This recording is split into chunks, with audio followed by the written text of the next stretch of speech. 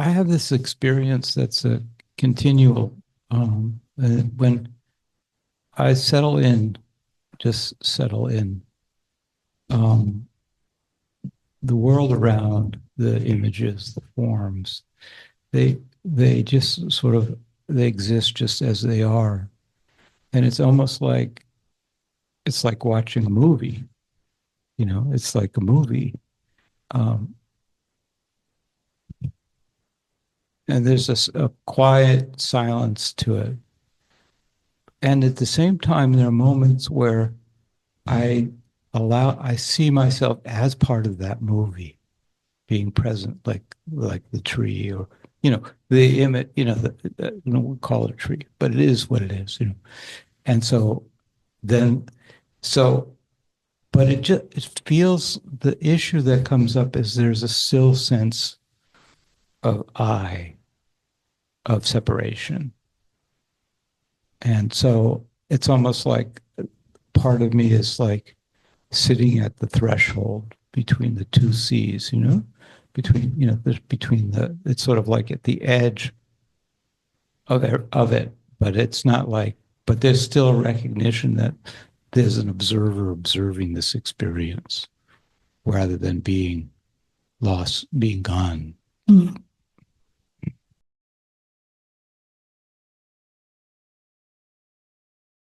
Let's refine the I, or what it means.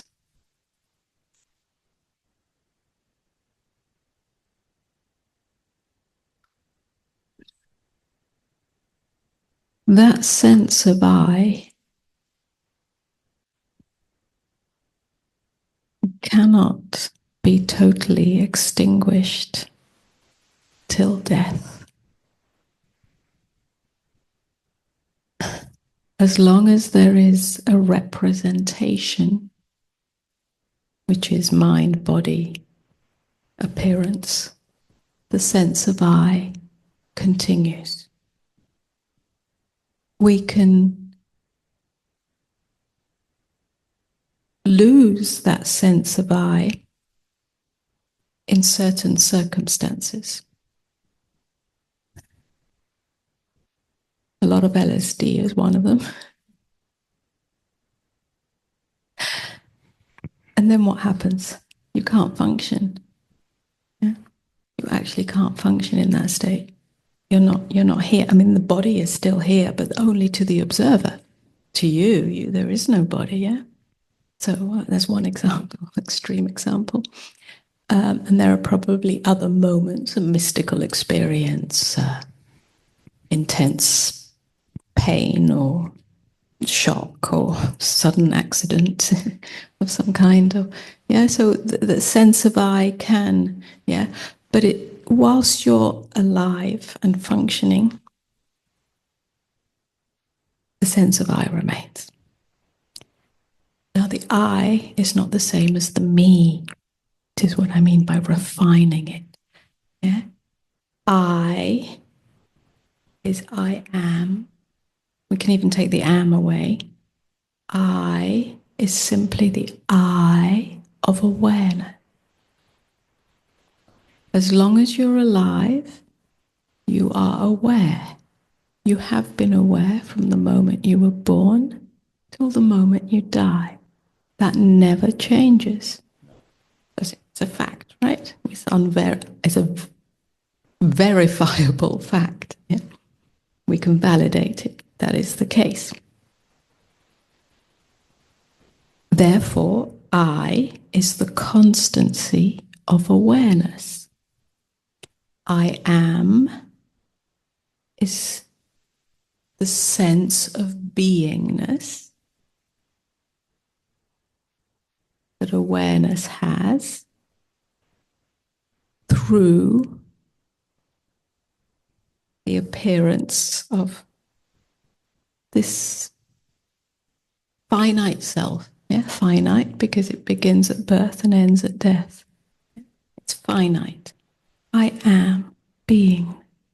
But the I is even more pure, I could say, than that. It's simply the constancy of awareness, known through you as you.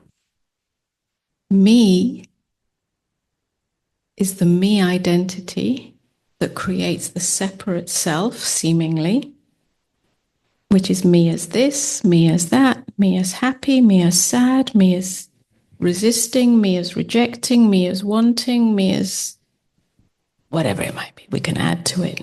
I am this or I am that. That's the me identity. And that creates a sense of being separate. But I is one with awareness.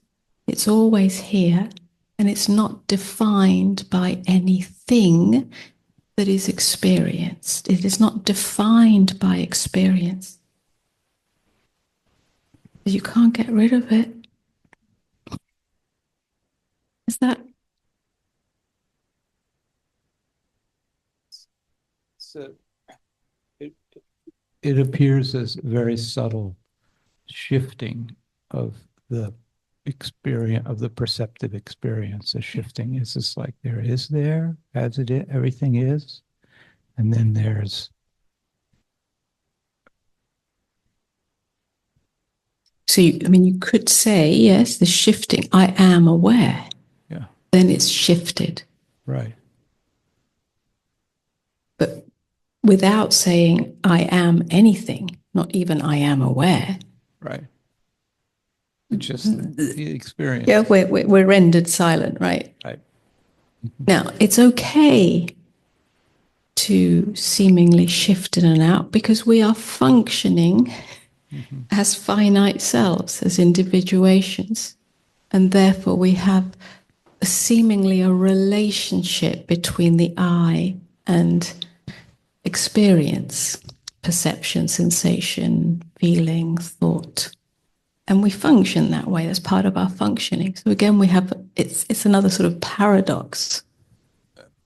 But at times it folds into just love, just a feeling state of just, almost bliss in a way. Yes. Just like just kind of folds into that, like, and that's almost comes upon the experience just happen. Yes, I would say that that's where awareness just rests in itself. It's not I am aware, no. But simply awareness, which is the I, known as the I, simply comes to rest in itself. What is that if not the relaxation I'm talking about? That is the relaxation. It's a relaxation of the subject-object relationship. And it may come upon us, and it may be subtle, or it may be profound in certain moments of quietude or solitude. Or it may be like a constant background that's always here. But as we function in the world, it's in the background. Yeah. Because we have to function. Right. But the other part of it, though, is that there's the capacity within this within me, of being able to perceive a deeper reality. The energetics of the manifest form, and the energetics of, that's the gift that's occurred, where, because what happens is, it's almost that a person is just this multi-dimension experience of everything coming. It's, and so there's a lot of information that can occur at the same time. That's right. Yes, it does. Yes. Well, that again, this is, we're not, what was being referred to earlier, we're not looking at the form, we're not looking at the boundary. There's no Yeah. boundary. There's no boundary. So actually then the all the energetic realms, because that's all we are, that's all everything is. It's just a constantly undulating energy field or vibrational field. Right. We start to sense that. Right.